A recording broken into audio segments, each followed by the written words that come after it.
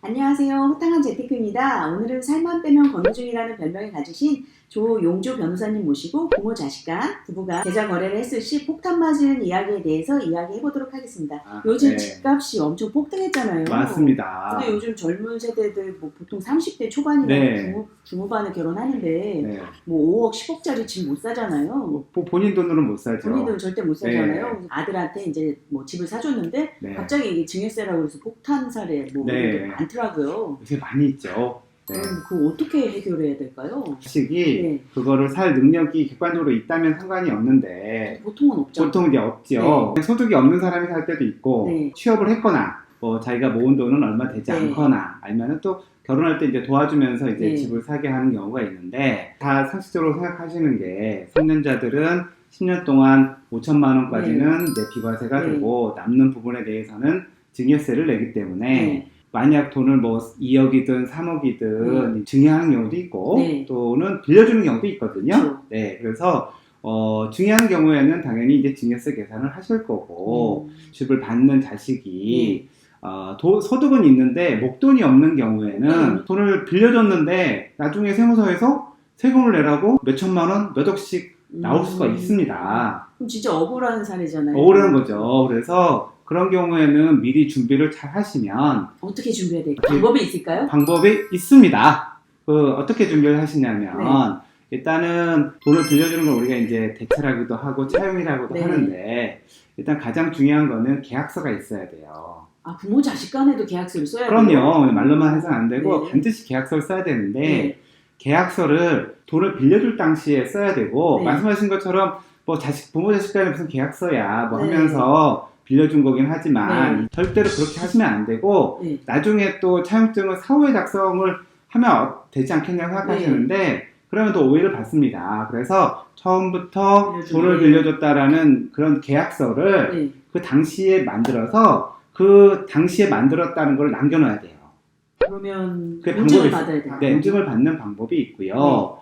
그 다음에 그 집의 근저당을 설정하는 방법이 있어요. 아, 부모 자식 간에도 근저당을 설정해야 돼요? 제가 변호사니까 법적으로만 말씀을 드리고 좀 완벽하게 해놓는 게 나중에 세금 두드러 맞는 것보다 낫겠죠? 그쵸? 네, 그래서 뭐 공증, 그 다음에 근저당, 그 다음에 확정일자 받는 법도 있어요. 그래서 돈을 빌려줄 당시에 차용증, 이런 대차 계약이 있었다라는 걸 입증해야 되거든요.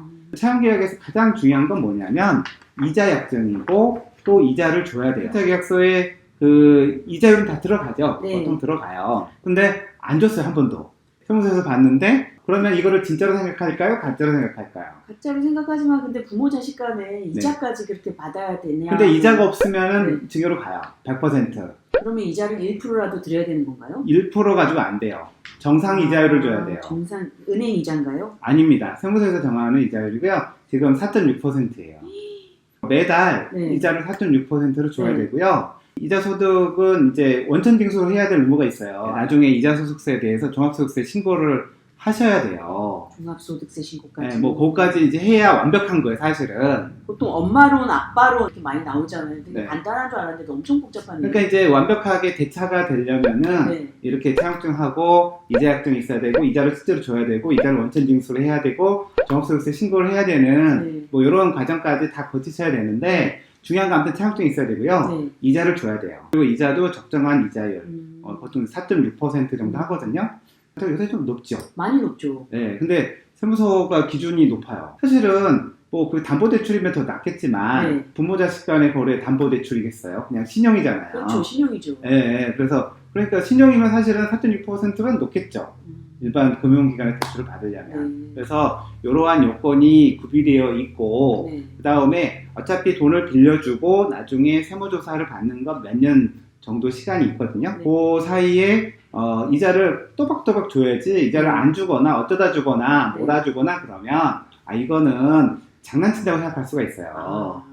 네, 기본적으로 그 부모와 자식 간의 거래에서 돈을 주면 다 증여로 추정을 해요. 그래서 이거를 내가 아니라는 걸 입증해야 되는데 그래서 거의 조금 완벽하게 준비를 하셔야 세무서에서 이제 이거를 이제 차용으로 인정할 수가 있고 나중에 또 돈을 갚은 증거도 있어야 되거든요. 그런 것들이 있어야 나중에 증여세를 내지 않게 됩니다. 와, 정말 힘드네요. 그럼 만약에 이미 돈을 받았고 근데 증여세를 안 냈고 그런 경우에는 어떻게 되나요? 증여세는 증여받는 사람이 세금을 내니까 네. 아들 재산에 압류가 들어오고 공매가 되겠죠. 공매까지 가는 거예요? 세금 안 내면 공매해야죠. 그게 그냥 넘어가는 방법은 없나요? 넘어가는 방법은 없습니다. 넘어가는 방법은 없고. 네. 근데 이제 이거 말고도 또 억울한 경우가 있어요. 어떤 경우가 있나요? 그러니까 사실은 이제 부모가 목돈을 자식한테 주면 네. 일단 증여를 한다 그러면 증여세 다 감안하겠죠. 네. 네, 하는데 그래서 증여세 조사가 나왔어요. 네. 그러면은 내가 뭐 이 집을 사는데 뭐 3억을 받았고 네. 증여세를 5천만 원 공제하고 네. 이제 내요. 근데 증여세 조사를 이렇게 자산을 취득하면 통상 3년치 통장을 네. 받는데 자식이 대학을 다니든 네. 이제 취업 준비를 할 때 네. 그러면은 용돈을 줄 거 아니에요. 그거를 주면 이제 통장에 찍히잖아요. 네. 찍혀. 이것도 다 증여로 보는 거죠. 아니 이거 생활비를 증여로 하면 어떡해요? 그러니까 이거를 증여로 보고 증여세는 금액이 높아지면 네. 초과 누진세예요. 초과 누진세면 어느 정도 나오나요? 이게 이제 금액에 따라 다르죠. 1억까지는 이제 10%, 그다음에 5억까지는 20%. 그러니까 만약 1억 넘어가는 범위면 20%잖아요. 그러니까 네. 추가되는 금액이 1억이면 네. 2천만 원을 더 내는 거죠. 2천만 원이요? 네. 거기다가 이제 가산세까지 내면은 더 늘어나게 될 텐데, 그러면은, 생활비고 내가 학비고, 네. 그것까지 증여세를 내면 얼마나 억울합니까? 맞습니다. 부모 자식 간의 돈이 일단 계좌로 들어가면, 네. 일단 무조건 증여로 봐요. 아니라고 하려면 내가 아니라고 입증을 해야 돼요. 서명을 해야 돼요. 네. 그러려면, 그 서명하기 그럼 어렵잖아요. 어떻게 소명을 해야 돼요? 그래서 네. 미리 잘 준비하시라고 제가 팁을 알려드릴 거예요. 그런 방법이 있나요? 있습니다.